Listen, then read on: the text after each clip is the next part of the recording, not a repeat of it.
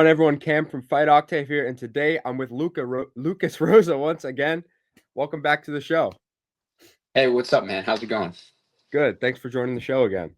Of course, yeah. Always excited to be on Fight Octave. So, Combat FC9, you're fighting again in Shriners Auditorium, this time taking on Anthony Vasta. What do you think you see in this fight?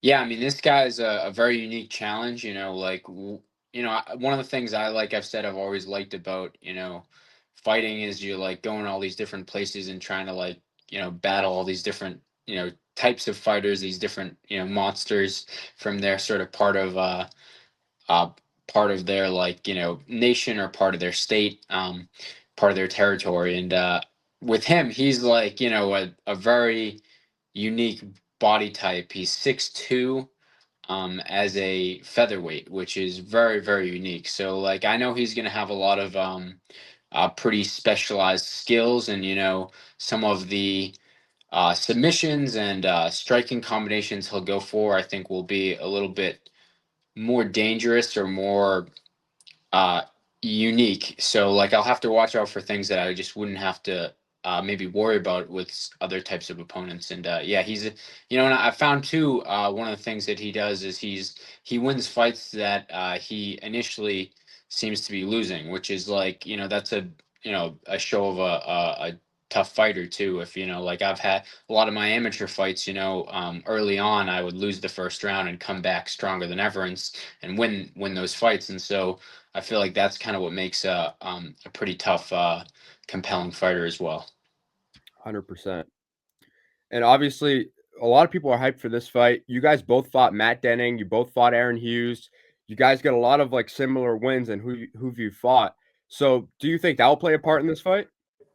Yeah, I mean, I think like having like known who he fights and like how he does against them definitely like helps in that way. It makes like film studying in some ways a little bit easier because I feel like there's always that worry heading into any fight of like how good is this guy gonna be. Like I remember heading into the Aaron Hughes fight, I'm like, man, this guy, he's fought some really legit pros. Like he's a really legit pro. Like I heard from a lot of different people in the area, like just how good he was and how much better he was than his record. And so like you never really know until you step in there, like what you're gonna feel from the guy. And so yeah, I feel it gives me some sense of security. But the other thing I know about Vasta is he's pretty young, and he's been training at a really good gym the past couple years, and so those sort of things can like have your rate of improvement like go up exponentially. So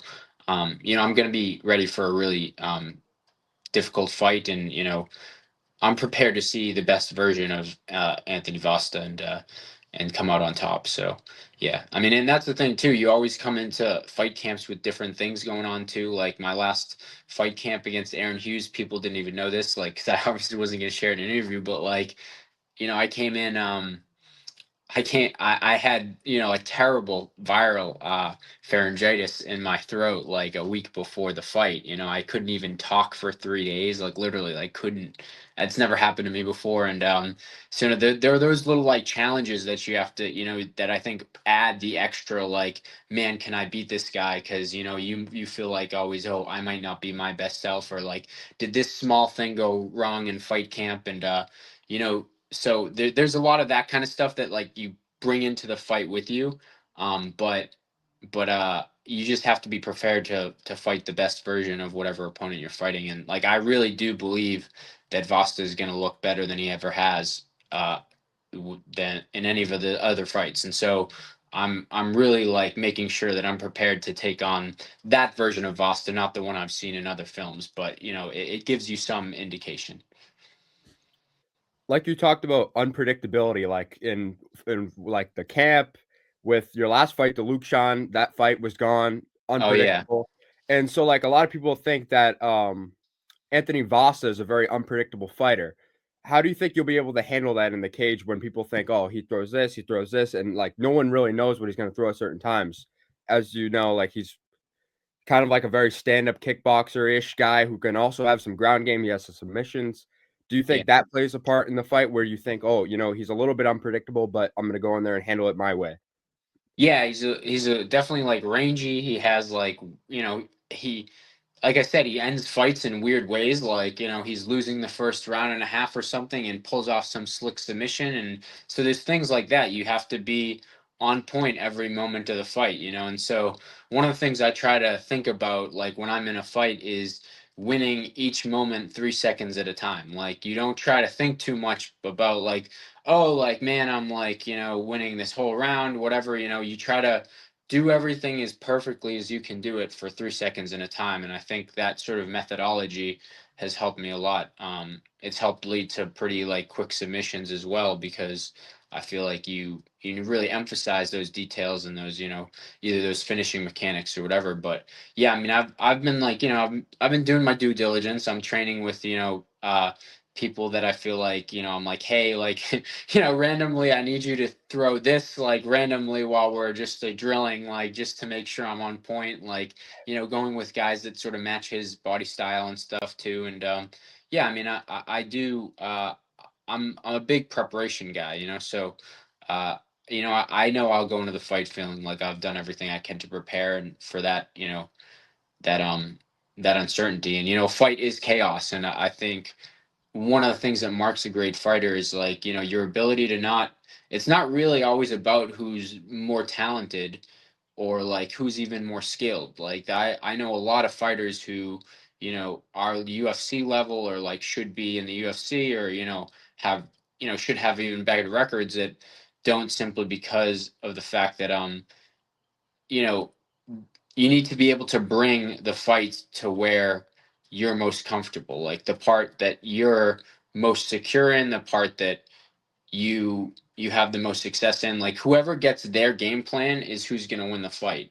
And so it's not really necessarily always about like who's the most skilled and like, whose record's better. It's really not about that, at all. And so it's about being able to bring that opponent to your game, whatever that is. And so yeah.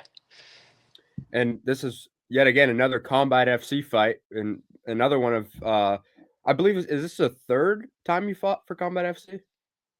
As a pro, yeah, it's my fourth actually. So Fourth. it's a Okay. good, yeah, it's a pretty great thing. And I think, if I'm not mistaken, I think this will be like the the third time I fought on Friday the 13th, which is just a very odd thing. I don't even know. Yeah, it's crazy. Last one was after my birthday, and I think there was one before that too.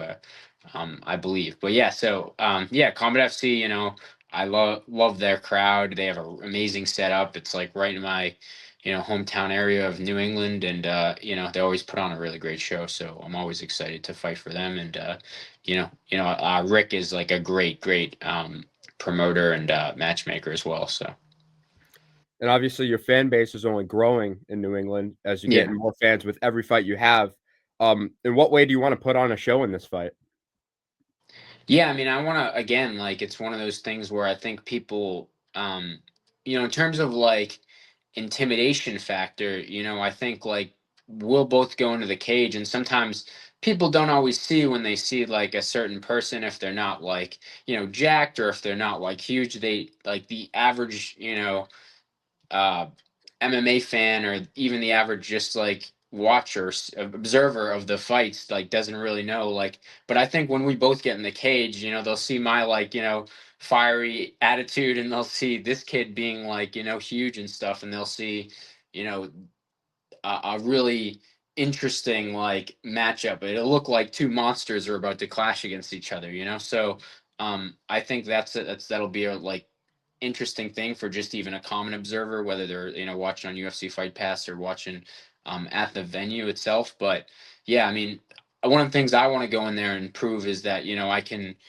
keep doing what I've been doing against higher and higher and higher level guys. And so like I feel like Vasta is the next step up from Hughes. Like Hughes, he beat Hughes. He has Vasta has a pretty good record, and so I want to be able to go in there and impose my will. And for me, that's a finish. So that's what I'm trying to go in there and do. 100%. And obviously, your last fight with Deluxan got called off last minute, very unfortunate. Yeah. But did that give you kind of more time to kind of prep for this fight going in? Okay, like, okay, that's in the past. Oh, that's in the past. now it's time to go forward with this fight and really focus on Vasta. Yeah, so like yeah, I had this fight obviously with it was official fight federation.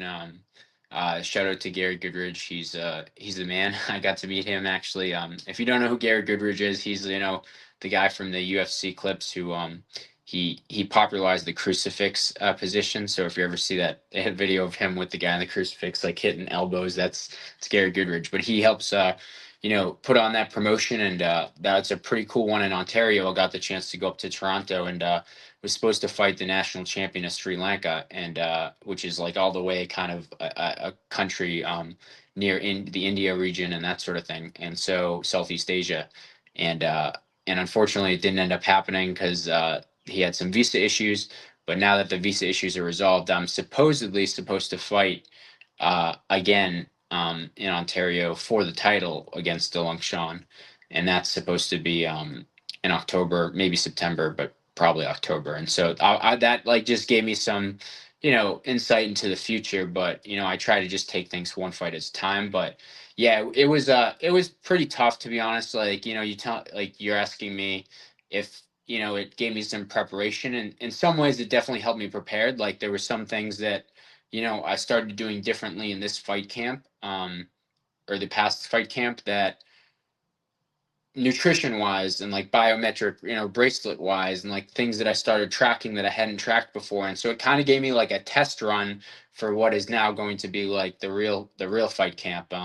Obviously at the time I was preparing for that as much as possible, but there were some areas in which I found like, oh, this could be improved. Oh, I can do my recovery a little better now with this. I should, take better data with this. And it's cool now too, because I feel like I don't like balloon up quite as much after the fight camp because of the way I'm doing my diet now, which is pretty cool. I feel like I'm like always really really in shape, which is good. So there's that part of it. But yeah, it was also, I think it was also just like there was a moment of I guess like not a moment even, but I guess a week of kind of like sadness that I was like, oh man, I didn't get to fight. Like there's anytime that happens, it feels to me like missed opportunities. Like even being in Ontario and like seeing how electric the crowd was. We were in like a hockey rink that was like half full with like tons of people, and they're all coming up to me and was like, oh, were you still fighting co-main event? And so that was like, I'll be honest, it was really tough to sort of have that experience and not being able to like fight. I did do a grappling match which I won, proving necktie, showed off an anaconda choke too. Um, got a big takedown, but it wasn't like quite the same rush as like, going out there and doing what I feel like is my destiny, which is like, being a professional fighter and winning those fights. And so yeah, it was tough for a week, but then I readjusted and was like, all right, like there's still that 7-0 is still on the top of my ceiling, so I have to work extra hard to get that off now and make sure that I can replace that goal with an 8-0 next time. So I feel like I'm like, man, that sign has been on there too long. I gotta rip that one down. And so I'm that's like what I think about literally when I'm in drills, when they're pushing me, when they're shark tanking me in training, which my coaches love to do. um when I'm really getting that push, I just think to myself like 7-0, like 7-0. That's your goal. So it definitely amped me up a lot. And I was really disappointed because Matt Waggy won the fight before, and it would have been sick if you went out and won right after. Oh But yeah, yeah. Matt Waggy's my good MMA coach. He helps me a lot with like grappling, wrestling, that sort of thing. And yeah, he's been pushing me a lot with different like Shark Tank, and a lot of